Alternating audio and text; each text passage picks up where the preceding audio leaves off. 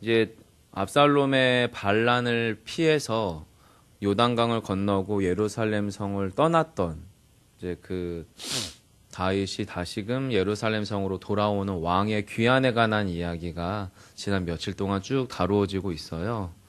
그런데 이제 제가 읽어나가면서 느끼는 게 참 쉽지 않다라는 거예요.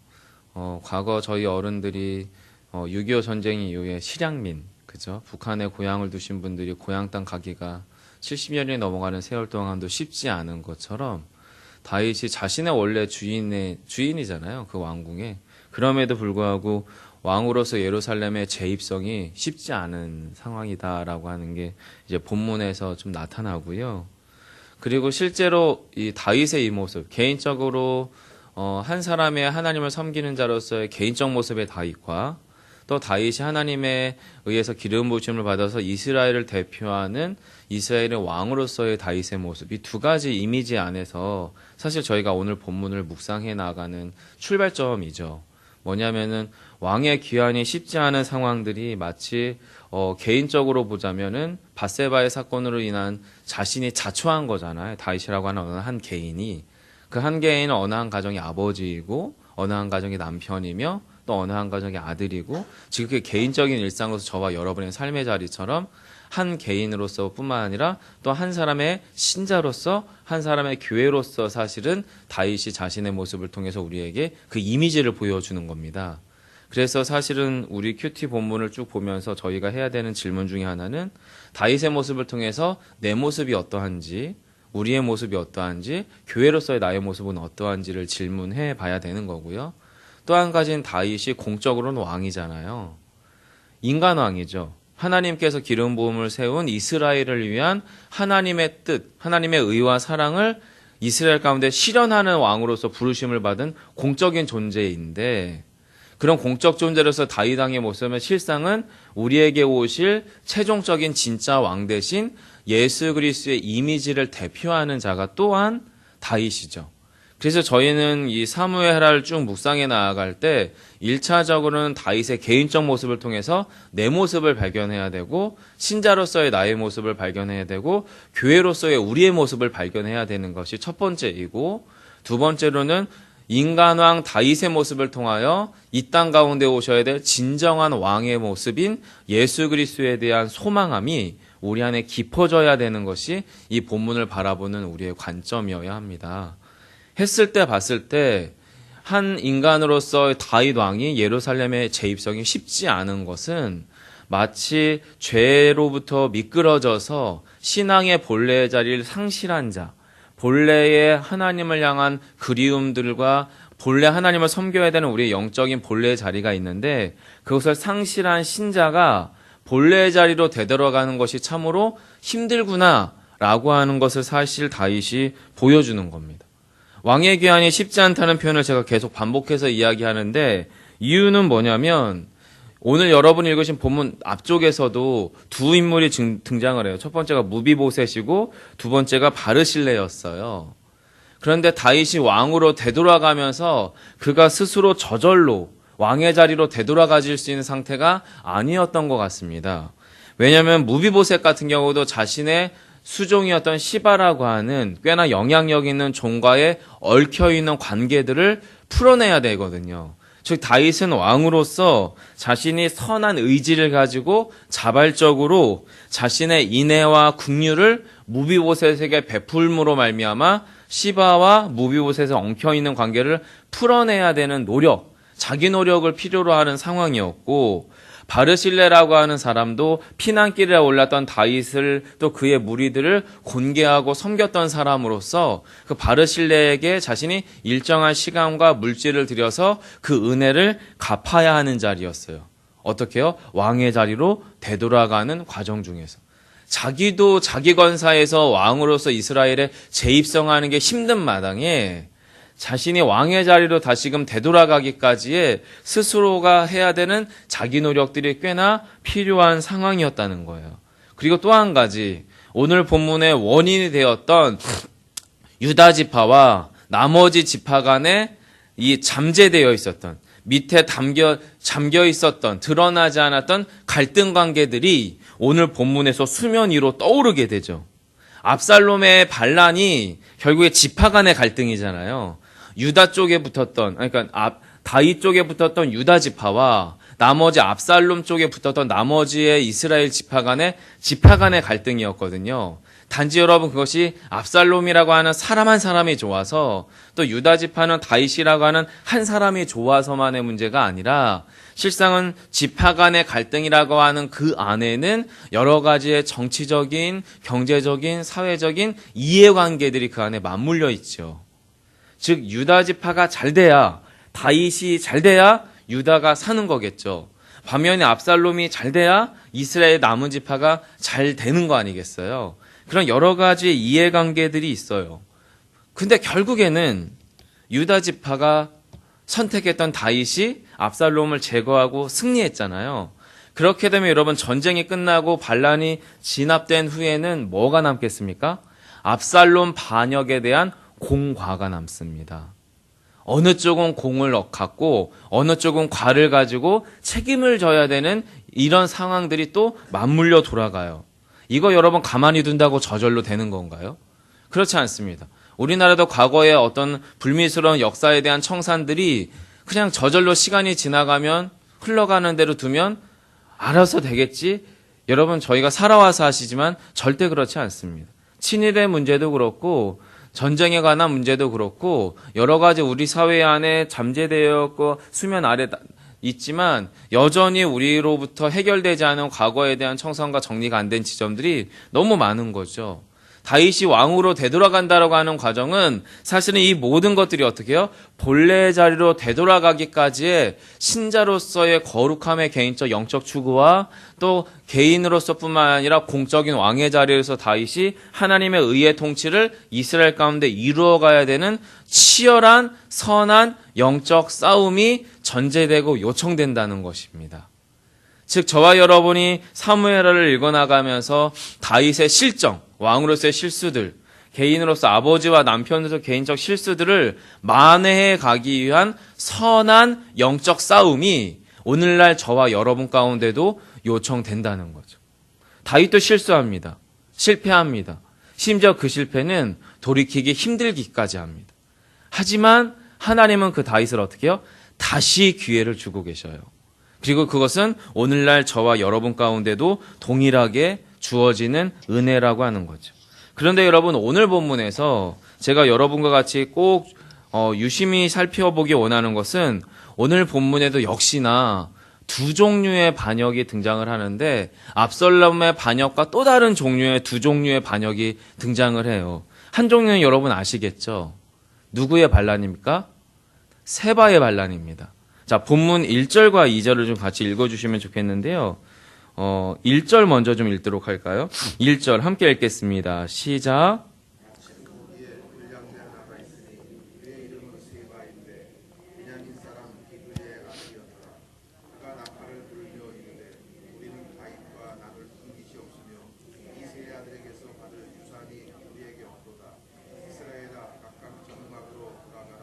네, 1절에 보시면 마침 거기에 라고 하는 단어가 등장을 합니다. 압살롬의 반란이 이제 잘 진압이 됐어요. 그리고 각각의 지파 간의 이해관계와 여러 가지 복잡한 수면 아래 잠겨 있었던 갈등의 상황들이 표면으로 노출되면서 어제 본문이 끝이 났어요. 그런데 그러고 나서 마침 거기에라고 하는 그곳이 어디냐면 요단강을 건너기 전 길갈, 바로 유다 지파와 다른 지파 간의 갈등 문제들, 그리고 다윗이 예루살렘으로 재입성을 준비하는 그 장소, 그 시점에 마침 거기에 누가 있었냐면 지금 세바라고 하는 사람인데 이 세바가 베냐민 사람 비그리의 아들이었다고까지 성경이 소개를 해요. 여러분들 여기서 불량배라고 하는 단어가 사실 우리에게 이제 주는 이미지가 좀 헷갈리죠.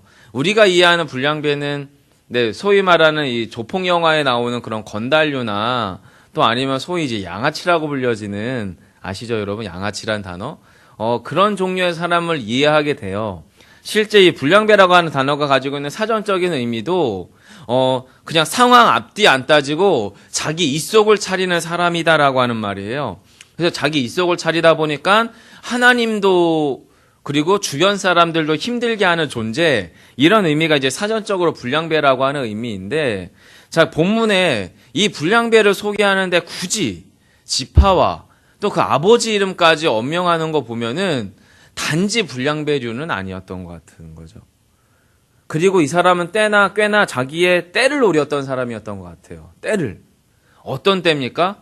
앞에 압살롬의 반란이 끝난 직후고, 그리고 지금 수면 아래 잠자고 있었던 지파 간의 갈등 문제, 이해관계를 필두로 해서 생겨지는 여러 가지의 갈등 문제가 지금 수면 위로 딱 떠올라서 나머지 지파, 유다 지파를 뺀 나머지 지파가 가지고 있는 욕구가 뭔지를 이 사람은 읽었던 거예요.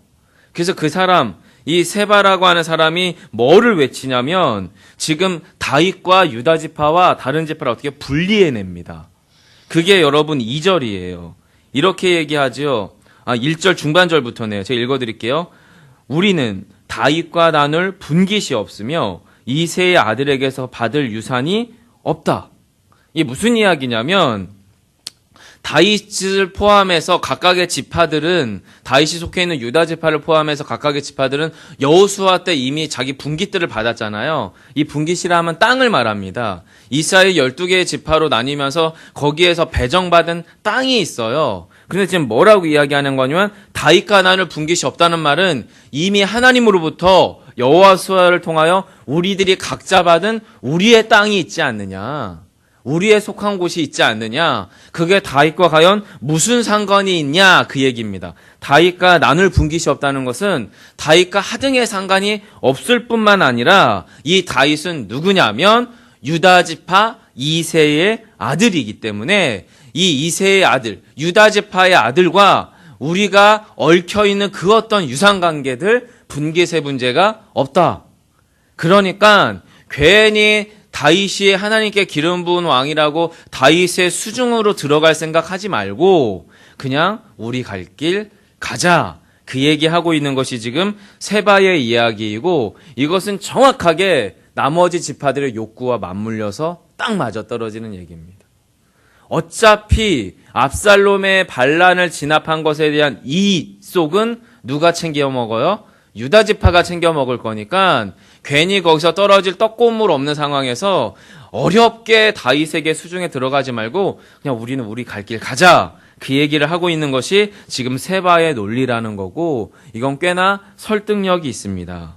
그래서 실제로 2절에 보시면 이에 온 이스라엘 사람들이 어떻게 해요? 다윗 따르기를 그치고 올라가 비그리 아들 세바를 따랐다라고 표현합니다.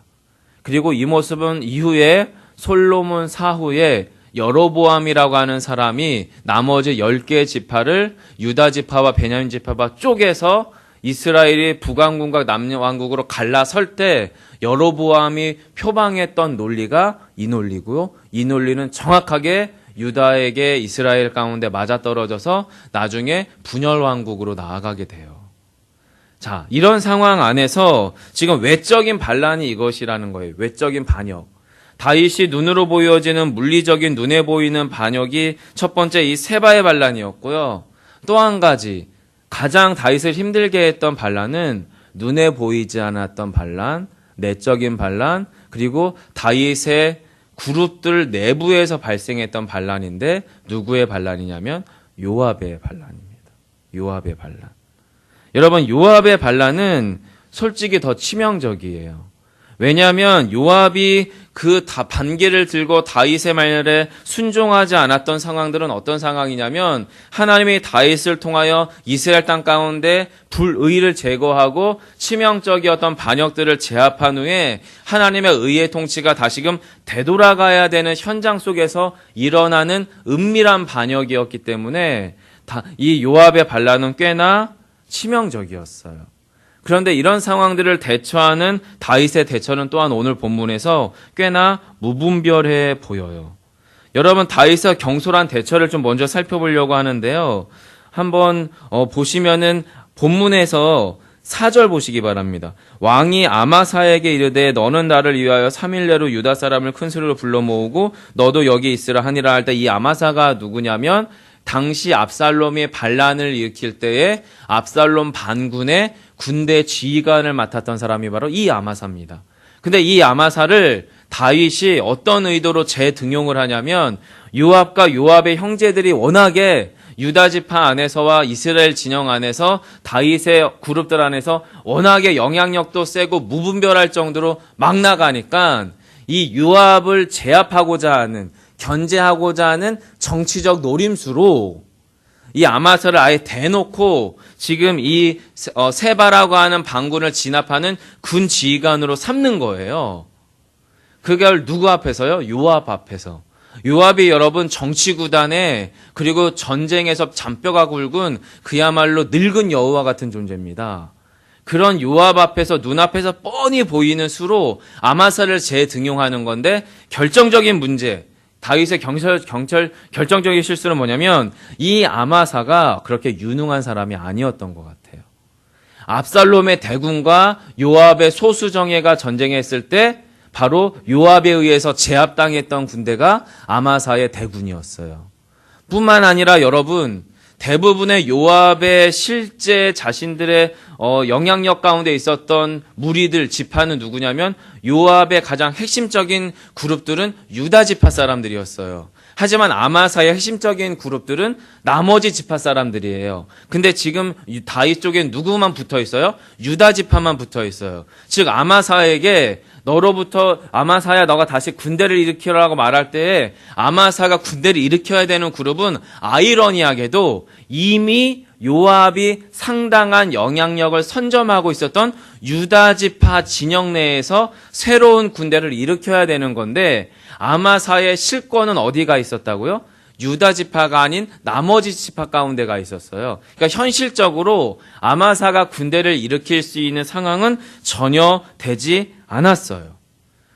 유다 지파의 주요 실세는 이미 요압과 그의 형제들 가운데 있었는데 거기에서 아무것도 해낼 수 없는 아마사를 군 지휘관으로 세움으로 말미암아 다윗은 어쩔 수 없이 요압과 아마사의 갈등 상황들을 만들어 냈었다는 거예요. 그럼에도 불구하고 요압은 너무나도 악한 자였던 것 같습니다. 상당한 기회주의자였던 것 같아요. 왜 그러냐면 여러분, 이미 오늘 본문에서 아마사를 배를 찔러서 암살할 때의 그 경험은 요압에게 몇 번 있었습니다. 귀순했던 사울의 군 지휘관이었던 아브넬을 암살할 때도 요압이 거기에 개입을 했습니다. 그리고 자신이 다윗과 화해시키려고 했었던 그 압살롬을 다윗이 어떻게 해요? 제발 좀 살려달라고 요청했는데 그 압살롬을 대놓고 잡아서 정말 간교하게 또 수치스럽게 죽였던 사람도 역시 요압이었습니다. 그리고 압살롬의 군 지휘관 아마사를 다시금 암살하는 과정 역시도 요압은 자신의 영향력과 욕망과 정치 권력을 유지하기 위한 수단으로 암살했어요. 결국에 요압은 물론 하나님의 심판의 대상이었던 그 그룹들이나 그 사람들을 제거하는 거였지만 하나님의 이름으로 행했던 그 일들 하에는 자신의 욕망, 자신의 영향력, 자신의 정치 권력들을 확장해 나가기 위한 수단으로 그들을 죽였고 제거했었던 것이 바로 요압이었고, 요압의 이런 은밀한 반란은 바로 다윗 진영 안에서 지속적으로 일어나게 됩니다. 그래서 다윗이 나중에 어떻게 얘기합니까? 제발 요압과 그의 형제들을 솔로몬 너는 없이 너의 왕권을 세워가야 한다라고 하는 것을 유언합니다. 그리고 실제로 요압은 아도니아의 반란 때, 솔로몬 시대 때 아도니아 반란 때 나중에 피살되게 돼요. 자, 여러분 오늘 이 본문에서 저는 크게 두 가지 결론을 좀 나누려고 합니다. 이미 앞에서 말씀드린 것처럼 다윗 시대 때의 눈에 보이는 외적인 반란과 눈에 보이지 않는 내적인 반란은 결국에 다윗의 영적인 심리적인 상태를 대변해요. 눈에 보이는 물리적인 이 현상은 눈에 보이지 않는 다윗의 영적 심리적 상황들을 대변한다는 거고, 그런 영적 심리적 상황은 그의 다윗의 삶의 현실에 고스란히 드러납니다. 그가 얼마나 지금 무분별하고 경솔했는지 아마사를 세워서 아마사와 요압의 갈등 상황들을 조장하잖아요. 그리고 그가 왕정 가운데서 실패하고 실정했던 이유들은 자기의 삶에서 죄를 허용함으로 말미암아 죄로부터 미끄러진 왕으로서 다시금 예루살렘 성으로 입성하기까지의 수많은 사람들의 피를 흘려야 됐던 어려움들이 다윗의 삶 가운데 있었다는 거예요. 즉 결국에 믿는 자, 신자의 영적 상황과 내면의 질서는 고스란히 현실에 반영되게 되어 있습니다. 즉 우리 안에 영적인 내면의 질서가 하나님 앞에서 올바르게 서면 다윗이 예루살렘으로 다시금 되돌아가기까지 하나님께서 하실 거예요. 그런데 본문 어디에도 하나님께 여쭤보고 하나님의 뜻을 기다렸다라고 하는 다윗의 모습은 등장하지 않습니다. 오히려 다윗은 지금 조바심이 났어요. 압살롬의 반란이 일어난 것은 자신의 왕궁 안에서 일어난 일이기 때문에 어느 정도 수습이 가능하다고 판단되어졌지만 지금 이 세바의 반란은 종류가 다른 반란이에요. 어떤 반란이에요? 지파 간의 이해관계와 욕망들이 완전 첨예하게 갈등 상황 가운데 드러남으로 말미암아 완전히 왕국이 쪼개질 상황으로 지금 치달아가고 있는 것이 세바의 반란이었단 말이에요. 그런 조바심 가운데서 다윗의 상황들은 자신의 내면 상태와 영적 질서를 고스란히 반영함으로 정말로 무질서하고 경솔한 판단과 대처를 다윗이 하고 있는 겁니다. 즉 오늘 본문을 통해서 저와 여러분에게 성경이 하시고자 하시는 이야기는 저와 여러분의 영적 심리적 상태를 대변하고 있는 여러분의 현실 세계에 대하여서 하나님께서 어떻게 이 상황을 다루어 가실지에 대하여 여쭤보셔야 되는 믿음의 결정이 오늘 본문을 통해서 저와 여러분이 발견하셔야 되는 영적 교훈이다라는 거예요. 우리의 눈에 보이는 물리적인 눈에 보이는 현실 상황은 실제로 하나님께서 우리 안의 영적 상황과 우리의 내면적 질서를 어떻게 세워가야 하는지에 대하여 도전하시고 계신 아주 분명한 눈에 보이는 지표가 우리의 현실 세계다라고 하는 겁니다. 그리고 이런 우리의 현실 세계를 하나님 앞에서 온전히 세워나갈 때에 우리 안에 가장 분명히 분별하고 판단하셔야 되는 것은 눈에 보이는 세바의 공격은 어떻게 해볼만 하지만 보이지 않는 내적인 반란인 요압스러운 공격들은 우리 안에서 더욱더 깊은 분별과 영적 제어가 필요합니다. 왜냐하면 여러분 우리 안에 틈타는 요압과 같은 또는 요압스러운 우리의 욕망과 우리의 파괴성은 우리가 어떻게 제어가 되지 않습니다. 한번 놔버리면 한번 먹이를 주기 시작하면 우리의 욕망이라고 하는 늑대에 먹이를 주기 시작하면 그 늑대는 엄청나게 그 먹이를 먹고 엄청나게 비대해지고 커지고 강력해집니다. 그리고 나서 그것을 수습하기까지 우리는 너무나 힘들어집니다. 다윗이 왜 요압에게 먹이를 줬어요? 자기 경험과 또한 자기의 두려움에 기초한 판단들을 내렸기 때문입니다. 하나님께 여쭙지 않습니다. 하나님께 순종할 마음의 결정들을 내리지 않습니다. 예, 결국에 하나님은 다윗을 예루살렘 성의 귀환을 하세요. 왕의 귀환을 이루셔요. 하지만 상처투성이의 5.투성이의 귀환일 뿐입니다. 우리 안에 진정한 왕의 귀환은 예수님이 오실 때에야 비로소 성취될 것입니다. 그리고 그 하나님은 다윗이 실패했던 은혜와 진리로 이 세상을 고쳐나가실 것입니다. 그리고 이 땅 가운데 영원한 참 사랑과 의의 통치를 이 나라 가운데 심으실 거예요. 그리고 우리 안에 참 샬롬과 참 회복의 역사를 세워 가실 것입니다. 여러분 우리는 다윗을 통해서 진짜 그리스도를 봐야 합니다. 그리고 우리는 다윗을 통해서 내 안에도 다윗과 같은 모습이 내 안에도 요압과 같은 모습이 여전히 있고 그런 우리의 다윗과 요압과 같은 모습들이 우리의 삶의 현실 안에 고스란히 반영되어 있음을 인정해야 될 줄 압니다. 그 가운데서 하나님께 우리가 나아가야 되는 영적 태도는 겸손함이고요. 주의 은혜를 구하는 태도여야 합니다. 그렇게 주님 앞에 은혜를 구하며 오늘 한 날도 열어가시는 저와 여러분 되시기를 간절히 원합니다. 기도하겠습니다. 아버지 하나님, 우리가 우리의 현실 속에서 눈에 보이는 물리적 상황 속에서 세바의 반란처럼 우리로서는 제어할 수 없고 통제할 수 없는 어려운 형편과 상황들이 우리 안에 놓여 있을 때가 있음을 고백합니다. 경제적으로, 관계의 문제로, 또 부부간에, 부모와 자녀간에 이렇게 저렇게 풀어지지 않는 모든 한계 상황들이 마치 정말로 맹렬하게 달려드는 세바의 반란처럼 우리의 상황들을 압도할 때가 있음을 봅니다. 하지만 실상 눈에 보이는 그런 현상들은 결국에 우리의 눈에 보이지 않는 영적인, 심리적인, 우리 안에 흐트러져 있는 영적 질서로부터 기초함을 주님 앞에 고백드립니다.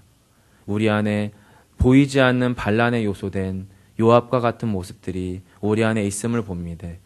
우리가 정말로 두려움과 자기 경험과 또는 우리 안에 자기의 욕망대로 판단하고 결정하는 것으로 인하여 우리의 상황들이 깨어지는 상황들 잊지 아니하도록 주여 우리 안에 영적인 분별력을 허락해 주옵소서.